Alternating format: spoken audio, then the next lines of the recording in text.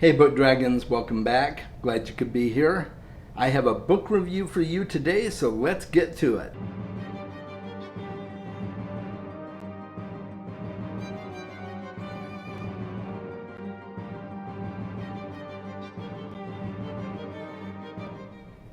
So I recently reread The Ocean at the End of the Lane by Neil Gaiman.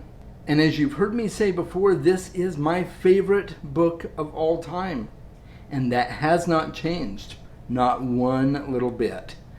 I thoroughly enjoyed rereading this book. I told someone else that it felt like coming home, and it really did. And oddly enough, the character in the book starts out the book coming home. But for me, it felt like coming home because that's just how endearing this book is to me. So I'll talk a little bit about what the book's about. I'm also going to talk about my experience doing it this time around. If you have not read The Ocean at the End of the Lane, you are missing out on a wonderful treat. Maybe it's not for everybody, but I can't see why it wouldn't be. It's just an amazing book. It is very spooky at times and very unsettling, very eerie. But Neil Gaiman writes in such a way that it just feels so vibrant and real. So when you get to the unsettling and creepy parts, it feels even more so just because of the way he writes it. He's got a very stark way of writing that just brings it to such vivid life. So I thoroughly enjoy this book. And it follows a man whose name we don't know. One might assume that it is Neil himself narrating the book because he did write it for his wife Amanda. He wrote this book for her. And so one would assume that maybe he is the person that is being written about in the story as the main character. It is written from a first-person perspective, and it's about a man who is coming home to the town that he grew up in to attend a funeral. And after the funeral, as everybody's milling around, he decides to go through a drive. And as he drives back to the house that he knew in his childhood, he begins to remember things. He starts to remember the girl in the house down at the end of the lane, and the times that he spent with her, the brief times anyway. And so he goes to visit the house, and one of the family members is still living there. And he talks for a few minutes, and then he goes outside onto the porch, and he just begins to have this flood of memories come back to him about the ocean outside the house, which is actually a pond, but they called it Letty's Ocean. Letty is the girl that he knew, and Letty is a very, very interesting character. She's a young girl, and yet she has the wisdom of hundreds of years, and maybe really a lifetime of hundreds of years. Her and her mother and her grandmother live in the house together. And Letty Hempstock, which is the last name, Hempstock, she kind of watches over our main character and protects him. And she takes him on an adventure with her to seek out what's happening at the far reaches of their property. And they run into all sorts of supernatural and otherworldly things. And one of those otherworldly things follows our main character back and starts causing all kinds of mayhem and turmoil in his household and in the community around them. And it's just, God, it's creepy, but it is so good. It's creepy in a good way. I just felt over and over the impact of this story and how much it resonated with me, how wonderful and evocative the characters were. If you've heard the name Hempstock before, if you've read any of Neil Gaiman's other works, the Hempstocks do pop up at various other different times. It's a well-known family name in Neil's writings. Some of them are witches, some of them aren't. It's pretty clear that the Hempstocks in this story are witches of a kind. At the very least, they have been around for a long time. There are points in the book. One of them mentions about having been around when the moon was made, and they very often talk in this different language that seems to be the language of speaking things into being, and the language of making and forming things.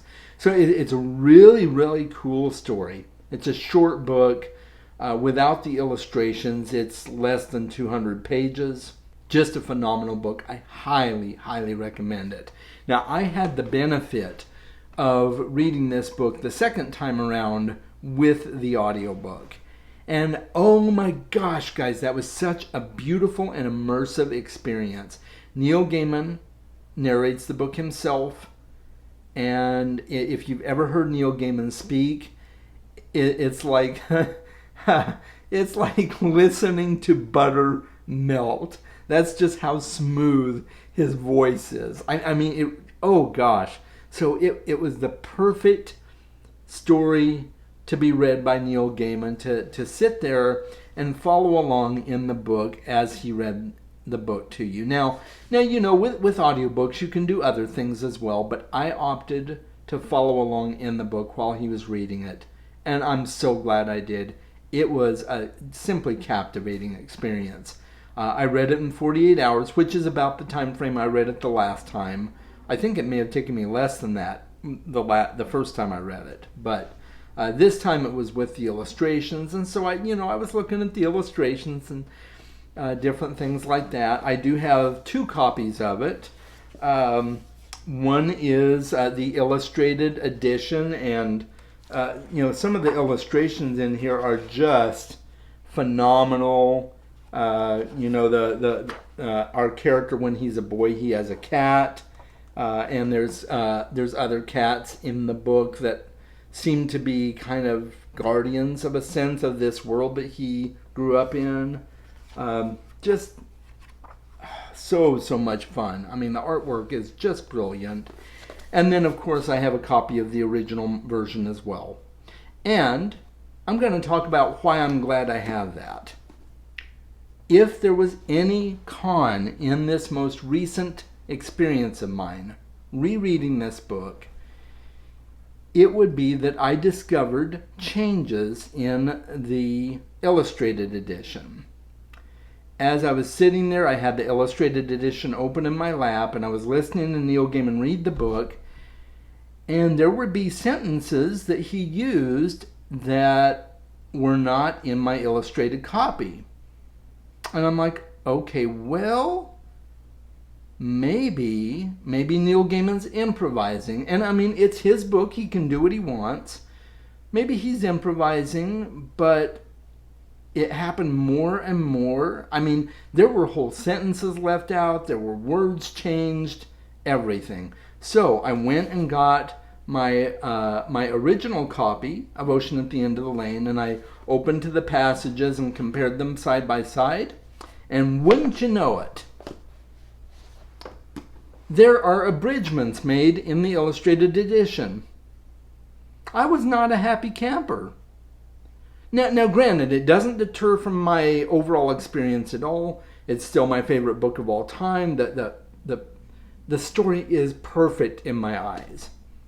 But I'm not sure if they got permission to make these changes in the book. And if they didn't, shame on them.